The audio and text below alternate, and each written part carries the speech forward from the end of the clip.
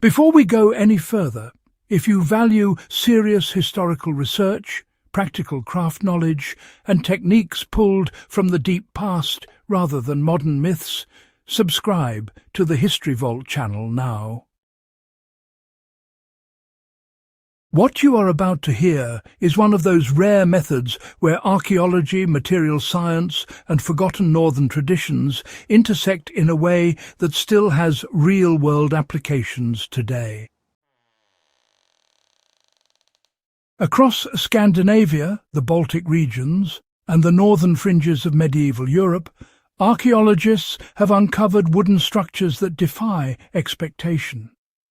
Fence posts, foundations, harbour pilings, and building timbers made from relatively soft woods have survived for centuries in harsh, wet climates where untreated modern lumber fails rapidly. The secret was not exotic timber or supernatural luck.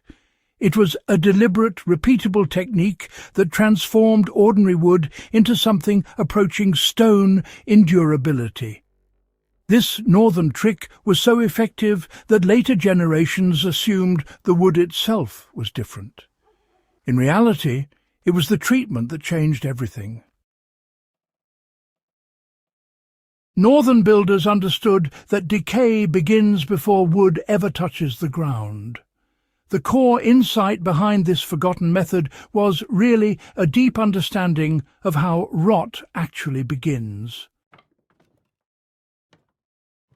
Northern craftsmen knew that wood does not rot simply because it is wet. It rots when moisture, oxygen, and fungi are allowed to coexist inside the fibres. Their goal was not to keep wood perfectly dry, which frankly is impossible in northern climates, but to alter the wood so fungi could no longer digest it. They focused on the most vulnerable parts first. Sapwood, rich in sugars and nutrients, was removed or sacrificed. Heartwood, denser and naturally more resistant, was favoured whenever possible. When softwoods like pine or spruce had to be used, they were transformed before installation. This preparation stage is where the stone-like durability was created. Fire and time were used together, not separately. The key technique was controlled surface charring, combined with long-term seasoning. Unlike accidental burning, this was deliberate and precise. The outer layer of the wood was exposed to fire just long enough to carbonize the surface without compromising structural strength. This thin char layer sealed the pores of the wood, reduced moisture absorption, and created a hostile environment for insects and fungi. After charring, the wood was not installed immediately. It was allowed to cool, dry, and stabilize over weeks or months. This step is critical and often misunderstood today. The charring was not meant to be the final protection, but the first transformation. Over time, the carbonized surface hardened further, becoming water-resistant while remaining breathable. Archaeological samples show that this layer often mineralized slightly over centuries, giving the impression that the wood had turned to stone. Charring alone was rarely the end of the process. Northern builders followed it with repeated applications of natural oils and resins, most commonly pine tar, linseed oil, or mixtures derived from conifer resins. These substances penetrated the charred surface, filling microcracks and reinforcing the carbon layer. Unlike modern sealants, these treatments did not trap moisture. They repelled liquid water while allowing vapour to escape, preventing internal rot. Over time, the combination of char and oil created a surface that hardened year by year. In cold climates, repeated freeze-thaw cycles further compressed and stabilized the treated wood, contributing to its stone-like durability.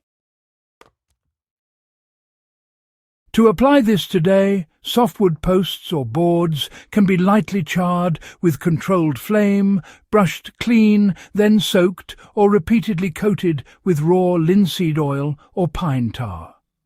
Allowing sufficient curing time between treatments is essential. The process cannot be rushed without losing its effectiveness. The northern trick did not stop with treatment. Installation was equally important. Wood intended for ground contact was often charred more heavily at the base, then set into gravel or stone rather than packed soil. This allowed drainage and airflow, preventing constant saturation. Horizontal timbers were sloped slightly to shed water. No surface was left flat where moisture could pool. This attention to placement explains why so many medieval and early northern wooden structures survived. Modern failures often occur because treated wood is installed in ways that, well, negate its protection. Even the best treated timber will rot if it's buried in wet clay or, sealed into concrete without proper drainage. The decline of this technique was not due to failure, but rather convenience. Industrialization brought pressure-treated lumber, chemical preservatives, and mass production. These, promised speed and uniformity, but sacrificed longevity. Knowledge passed orally through craft traditions disappeared as trades became, standardized and centralized. Ironically, modern science now confirms what northern builders understood intuitively. Carbonized surfaces resist biological decay. Breathable hydrophobic treatments, actually outperform impermeable sealants over long periods, and slow seasoning, it reduces internal stress and moisture cycling. The old method worked because it aligned with material reality, not because it was primitive.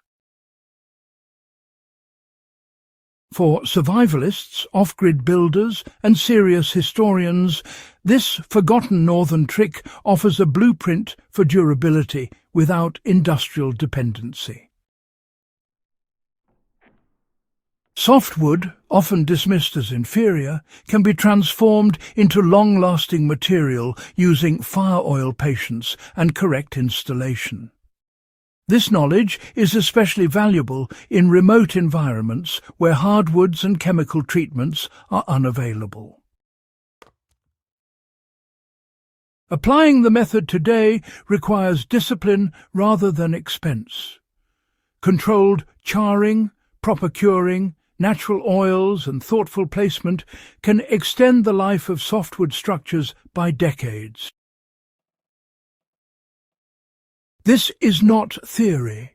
It is demonstrated by archaeological evidence standing in wet soil long after modern equivalents have failed.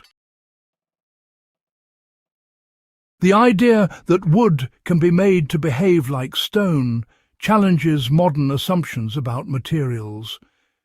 It reminds us that durability is not always about stronger substances, but about deeper understanding. Northern craftsmen did not fight nature. They worked with fire, water, and time to reshape wood's relationship with decay.